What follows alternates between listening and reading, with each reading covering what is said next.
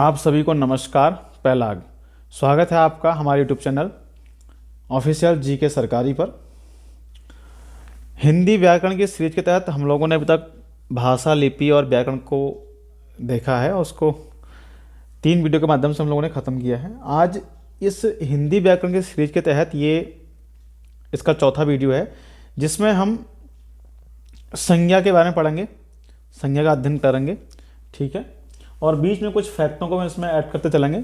ठीक है, तो चलिए फिर शुरू करते हैं आज संज्ञा। ठीक है, तो संज्ञा आप लोग बस पढ़ते आए हैं कि इसकी परिभाषा क्या होती है, समझ सुनी भी है कि किसी व्यक्ति, वस्तु, स्थान, घटना, पदार्थ इत्यादि को संज्ञा कहते हैं और संज्ञा को हम नाम भी कहते हैं। तो नाम कहते हैं, संज्ञा को नाम भी कहते हैं। ठीक है, और संज्ञा एक विकारी शब्द है।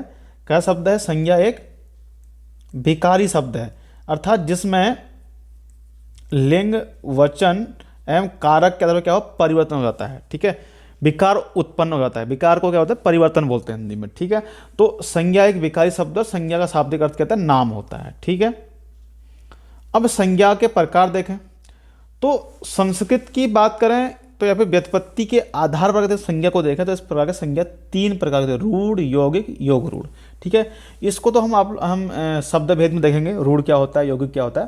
तो ये देख लेते हैं। रूढ़ यानी कि जहाँ पर क्या शब्दों को हम तोड़ नहीं सकते, यानी कि उनका कोई अर्थ नहीं करता। जैसे जल है, इसको आप तोड़ नहीं सकते। अब जौ का क्या अर्थ निकालोगे, लौ का क्या अर्थ निकालोगे इसमें से आप तोड़ने पर। ठीक है, तो ये क्या रूढ़ शब्द है। जैसे रात हो गया, अब रात शब्द का तोड़ दोगे, इसमें रा का लौ का क्या अर्थ निकालेंगे आप। ठीक है, इस प्रकार दिन शब्द है एक, तो उसका क्या अर्थ निकालेंगे आप। तो इस प्रकार शब्द क्या होता है? रूढ़ शब्द होते हैं जिनको तोड़ने पर उनका कोई अर्थ नहीं निकलता है। ठीक है, और बात करें यौगिक क्या होता है। यौगिक क्या होता है? जिनको तोड़ने पर अलग अलग अर्थ निकलता है। ठीक है, यानी कि आपके संधि वाले शब्द हो गए और उपसर्ग प्रत्यय है आपका संधि वाले शब्द इसमें आते, सॉरी उपसर्ग प्रत्यय संधि शब्द इसमें यौगिक में आते हैं। जैसे आपका हो गया विद्यालय। ठीक है, यौगिक में कौन सा आ जाते हैं? विद्यालय। ठीक है, यानी कि विद्या धन आलय, किस में टूटेगा ये? विद्या धन आलय में। ठीक है, तो दोनों का अर्थ है विद्या और आलय, यानी घर, जहां विद्या दी जाती है विद्यालय है। ठीक है, योग रूढ़ में क्या होता है? योग रूढ़ में क्या होता है कि अब अपने ही उसमें किसी तीसरे अर्थ में क्या हो जाएगा, परिवर्तित हो जाता है। जैसे कि आपका यहाँ पर दशानन आ जाएगा योग रूढ़ में, इसमें बहुब्रीहि समास से एग्जाम आते हैं दशानन। ठीक है, पंकज, नहीं पंकज करते हैं, नहीं पंक यानी कि कीचड़ में खिलने वाला। ठीक है, यानी कि कमल। दशानन 10 सिर अर्थात इसके रावण। ठीक है, इस प्रकार के शब्द आते हैं योग रूढ़ में। तो ये तो आपका नॉर्मल कि संस्कृत के अकॉर्डिंग है, या फिर व्युत्पत्ति के आधार पर संज्ञा के प्रकार हैं। हमको देखने अर्थ के आधार पर। तो अर्थ के आधार पर संज्ञा के होते हैं 5 प्रकार। ठीक है, कितने प्रकार होते हैं? 5 प्रकार। नंबर 1 होता है व्यक्तिवाचक, नंबर 2 होता है आपका जातिवाचक, नंबर 3 होता है द्रव्यवाचक, नंबर 4 होता है समूहवाचक। ठीक है, नंबर 5 होता है भाववाचक संज्ञा। ठीक है, व्यक्ति, जाति, द्रव्य, समूह और भाववाचक संज्ञाएं, ये 5 प्रकार की संज्ञाएं अर्थ के आधार पर होती हैं। इन्हीं के बारे में हमने आगे जाकर अध्ययन करना है। ठीक है, और वैसे संज्ञा मुख्यतः 3 प्रकार की होती है, जिसमें व्यक्तिवाचक संज्ञा, जातिवाचक संज्ञा और भाववाचक संज्ञा, ये मेन संज्ञाएं होती 3। और जो समूह और द्रव्यवाचक हैं, समूह और जो द्रव्यवाचक संज्ञा है आपकी, ये जातिवाचक के ही भेद माने गए हैं। ठीक है, लेकिन बस बट हम इनको अलग अलग पढ़ेंगे। ठीक है, तो कौन कौन संज्ञा होगी हमारे पास? व्यक्तिवाचक, जातिवाचक, द्रव्य, समूह और भाव। ठीक है, ये 5 संज्ञा को हमने पढ़ना है, यही 5 प्रकार की संज्ञा होती हैं। चलिए आगे देखते हैं। फिर नंबर 1 बात करेंगे व्यक्तिवाचक संज्ञा की। अब व्यक्तिवाचक यानी कि व्यक्ति की बात की जाएगी। जो संज्ञा किसी विशेष व्यक्ति की बात करे, प्राणी की बात करे, स्थान की बात करे, वस्तु की बात करे, उसके नाम का बोध कराए, उसे क्या करेंगे? व्यक्तिवाचक संज्ञा कहते हैं। या फिर अब आपको भी ध्यान रखना है, कोई व्यक्ति तभी तक किसी एक व्यक्ति एवं वस्तु का बोध कराता है यदि इसका प्रयोग एक से अधिक के लिए हो जाएगा तो ये समूहवाचक संज्ञा बोध करने लग जाएंगे। ठीक है, अगर व्यक्तिवाचक का ही बोध एक से अधिक के लिए हो जाएगा तो समूहवाचक संज्ञा में इसको हम पढ़ेंगे। और जब तक ये एक है तभी तक क्या है? व्यक्तिवाचक संज्ञा है। ठीक है, अब हम जानेंगे कि व्यक्तिवाचक संज्ञा होती कौन कौन सी हैं। ठीक है, व्यक्तियों के नाम जैसे स्नेहा, रोहित, केशव, पायल। ठीक है, इस तरीके से आपके क्या होते हैं इसमें?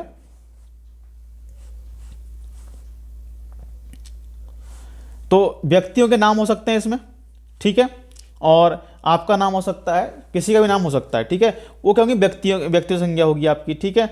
दिशाओं की बात करें, पूरब पश्चिम उत्तर दक्षिण, तो ये क्या है, दिशाओं के नाम भी व्यक्तिवाचक में होंगे। देशों के नाम चीन, नेपाल, भारत, पाकिस्तान, ठीक है, ये देशों के नाम हो गए, ठीक है, वो भी व्यक्तिवाचक में।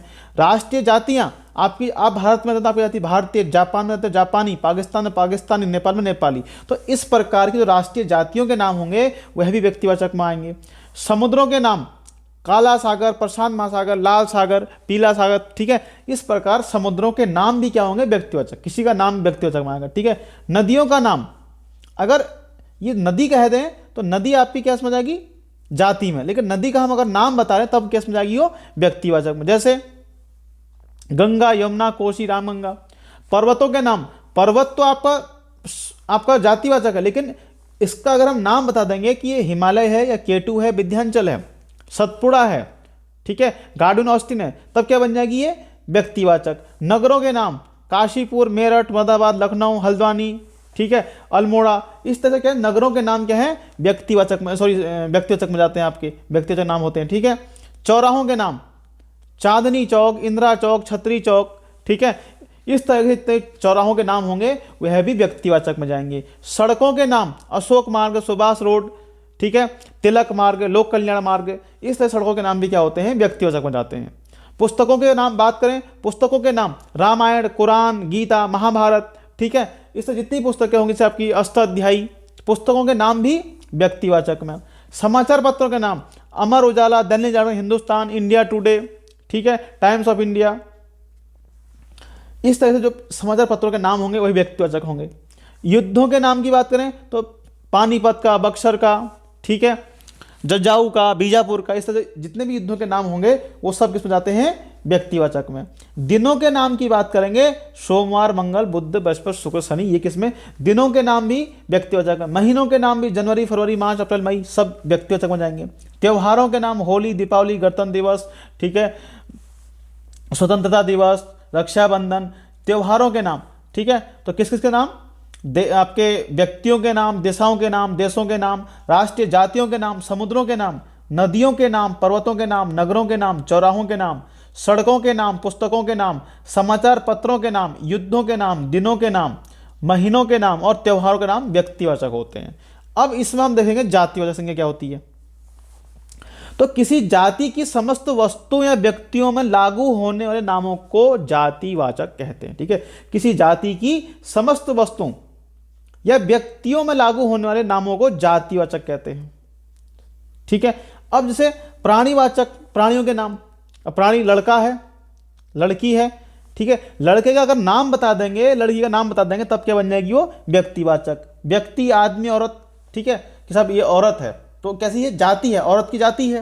अगर इसका नाम बता देंगे कि साहब इस औरत का नाम क्या, सीता है, तब क्या बन गई, व्यक्तिवाचक बन गई। इस लड़के का नाम राम है, तब क्या बन गया, व्यक्तिवाचक। अब राम की जाति क्या, लड़का है, प्राणी है, ठीक है, तब क्या बन रहा है, ये जातिवाचक बन रहा है। पशुओं के नाम की बात करें तो गाय, बैल, भैंस, कुत्ता, बिल्ली, बकरी, ठीक है। अब कोई कुत्ता का नाम टॉमी रख देता है अपना, ठीक है, तो उसका नाम रख देंगे कुत्ते का, तब वो बन जाएगा व्यक्तिवाचक में। जब तक हम कहें कुत्तों की पूरी प्रजाति है, ठीक है, तो पशु कौन सा है, पूरा कुत्तों का एक समूह है, ठीक है, यानी जाति का हमको बोध करा कि क्या है, कुत्ता है। ऐसी बैल, गाय, भैंस, बिल्ली, बकरी।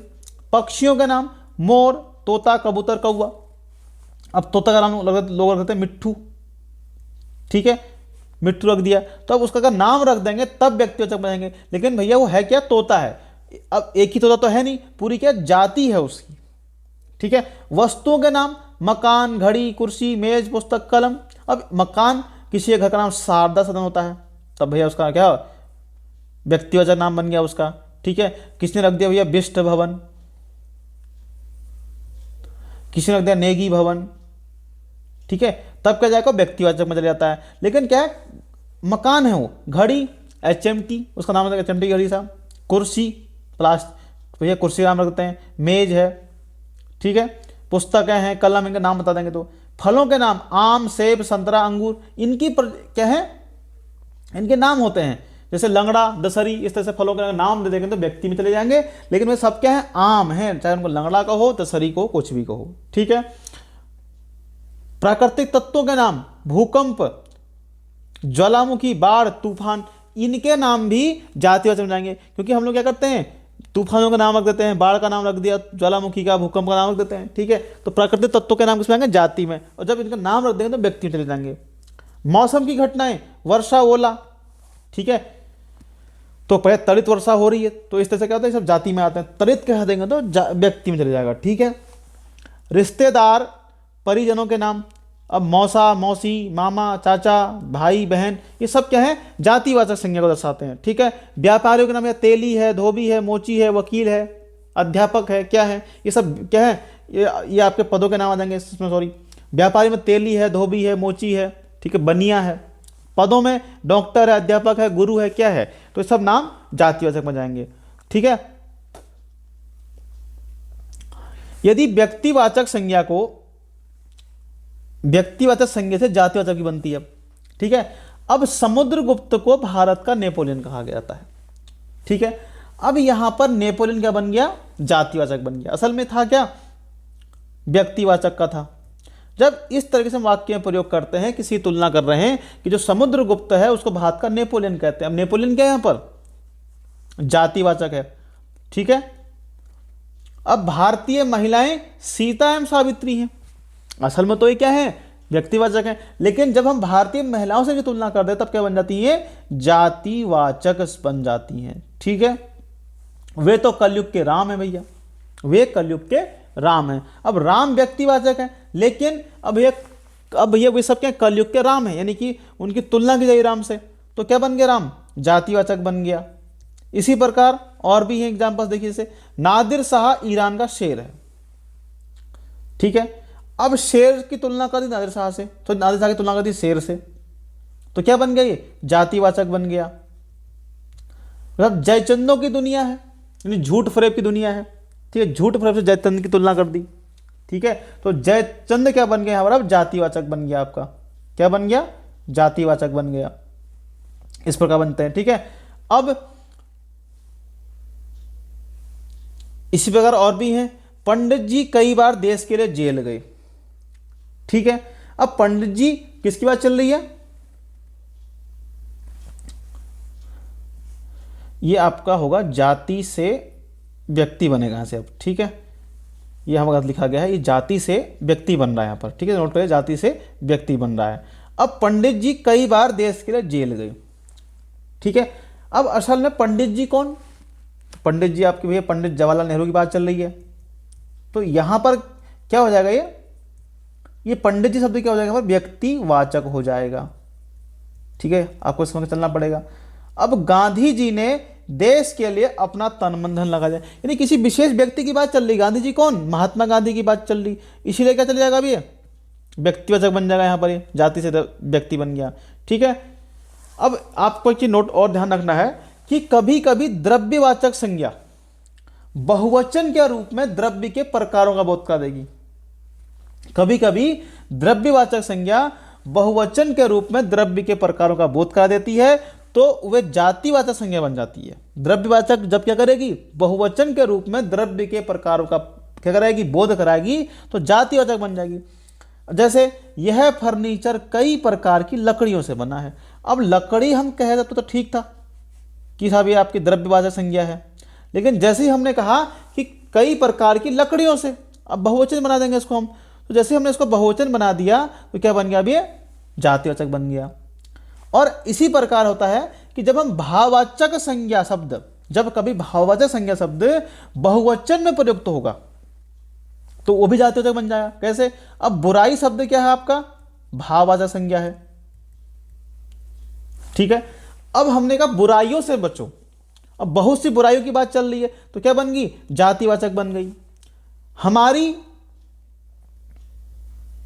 दूरियां बढ़ती जा रही हैं, अब दूरी तो भाववाचक संज्ञा में चली जाती है, लेकिन जब दूरियां बढ़ती जा रही कहा तो क्या बन गया, दूरियां यहां पर जातिवाचक बन गया, ठीक हो गया।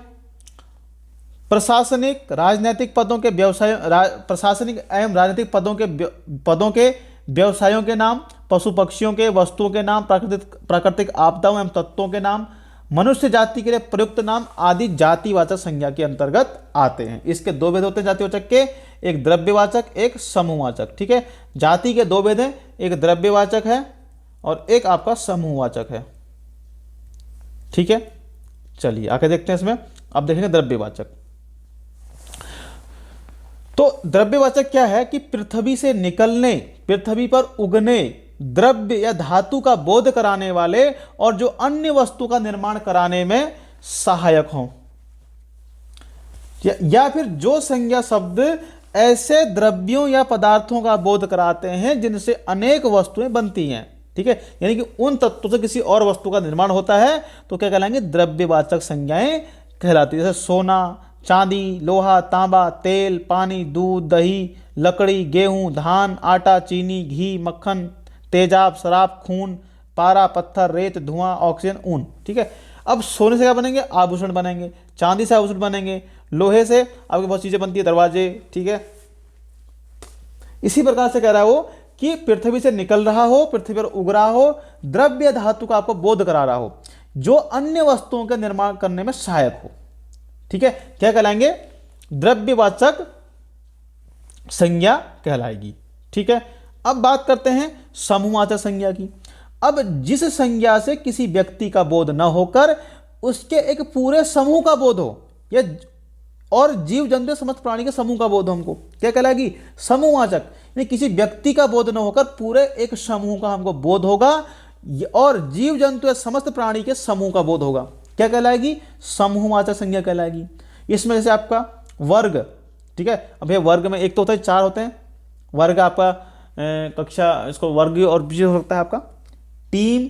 अब टीम भैया इसमें एक तो होगा नहीं, बहुत सारे लोगों की टीम में। सभा होगी, ऐसे ही समिति, आयोग, परिवार, पुलिस, सेना, अधिकारी, कर्मचारी, ताश, प्रजा, बाजार, परिवार, दल, कक्षा, गुच्छा, टोली, पुलिस, जनता, सरकार, भीड़, पब्लिक, रैली, झुंड, गिरोह, जुलूस, पार्टी, बैठक, जनसमूह, सैलाब, यूथ, समुदाय, टी सेट, ऑर्केस्ट्रा, ये सब क्या है, समूह में है, इसलिए क्या नाम पड़ गया, समूहवाचक पड़ गया नाम इनका। ठीक है, अब ये समूह में है। अब पब्लिक है, अब पब्लिक भैया एक तो होगी नहीं, उसमें पूरी होगी। ठीक है, अब हम बात करें पुलिस की। अब पुलिस तो भैया बहुत बड़ी, इसमें पूरा एक समूह होता है पुलिस का। ठीक है, अधिकारी से लेकर कर्मचारी तक पूरा आपका। इसी प्रकार हम देखेंगे भाववाचक संज्ञा को। किसी भाव गुण दशा का जो हमें ज्ञान कराए, जो शब्द हमें ज्ञान कराएंगे किसका, भाव का, गुण का, दशा का, क्या कहलाएंगे, भाववाचक संज्ञा कहलाएगी। अब यह कह सकते हैं कि जिन संज्ञाओं को हम देख नहीं सकते, छू नहीं सकते, चख नहीं सकते, या फिर नाप तोल नहीं सकते, केवल महसूस कर सकते हैं, उसे कहते हैं भाववाचक संज्ञा कहते हैं। ठीक है, इसमें क्या होता है, जो संज्ञा शब्द किसी व्यक्ति के गुण, कार्य, स्वभाव या स्थिति का हमको बोध कराएंगे। ठीक है, जैसे अहिंसा, मानवता, ईमानदारी, मिठास, क्रोध, योग्यता, चतुराई, यौवन, परिश्रम, शत्रुता, प्रेम, सच्चाई, बचपन, बुढ़ापा। ठीक है, ये सब क्या है, आपको क्या करें, व्यक्ति के गुण, कार्य, स्वभाव, स्थिति का बोध करा रहे हैं। अब ये भाववाचक संज्ञा बनती कैसे हैं, भाववाचक संज्ञा का निर्माण जातिवाचक संज्ञा, सर्वनाम, विशेषण, क्रिया, अव्यय में क्या लगा देंगे, आव, त्व, पन, अन, इमा, ई, ता, हट आदि प्रत्यय लगा देंगे तो क्या बन जाएगी, भाववाचक बन जाएगी। किस किस से बनती भाववाचक, जातिवाचक से बनेगी, सर्वनाम से बनेगी, विशेषण से बनेगी, क्रिया से बनेगी और अव्यय से बनेगी। कैसे बनेगी, उसमें आव, त्व, पन, ये अन, इमा, ई, ता, हट ये प्रत्यय जोड़ देंगे, क्या बन जाएगी, भाववाचक। जैसे क्रोध, ये आपके हो गए, इसको यहां देखते हैं इस तरीके से हम लोग कैसे बन रही है जातिवाचक से। तो नंबर एक है जातिवाचक से हमको बनानी भाव। ये पूछता गया पेपर में इस तरीके से आपसे कि जातिवाचक से भाव कैसे बन रहा है इसमें। तो कवि, कवि किस प्रकार शब्द है, कवि, कवि आपका जातिवाचक शब्द है। तो भाव के ना कवित्व का भाव है उसके अंदर। ठीक है, डाकू के अंदर डकैती का भाव, गुरु के अंदर गुरुत्व का भाव, पुरुष के अंदर पौरुष का या पुरुषत्व का भाव होता है, पशु के अंदर किस प्रकार भाव होगा, पशुता का या पशुत्व का भाव होगा। तो ता हम पत्ते जोड़ रहे हैं इसमें। प्रभु में प्रभुत्व या प्रभुत्व का भाव होगा, नारी में नारित्व का भाव, माता में मातृत्व का भाव, मनुष्य मनुष्यता का भाव, वत्स वात्सल्यता का भाव होगा उसके अंदर, वत्स बच्चे के अंदर, मानव के अंदर मानवता का भाव, विद्वान के अंदर विद्वता का भाव, ठीक है। चिकित्सक के अंदर चिकित्सा का भाव, शत्रु के अंदर शत्रुता का भाव, व्यक्ति के अंदर व्यक्तित्व का भाव, शिष्य के अंदर शिष्यता का भाव, शिशु के अंदर शैशव का भाव, स्वामी के अंदर स्वामित्व का भाव। स्वामी कौन है? क्योंकि जब तक उसमें स्वामित्व का भाव नहीं है। स्त्री, अब भैया कोई स्वामी तभी होगा जब उसके अंदर स्वामित्व का भाव होगा, ठीक है। स्त्री, अब स्त्री कौन? जिसके अंदर स्त्रीत्व का भाव होगा। हिंदू के अंदर हिंदुत्व का भाव होगा, ठीक है। ये इस प्रकार से क्या बनता है? जाति से भाववाचक संज्ञाएं बनती हैं। फिर बात करेंगे सर्वनाम से भाववाचक संज्ञाएं किस प्रकार बनती हैं।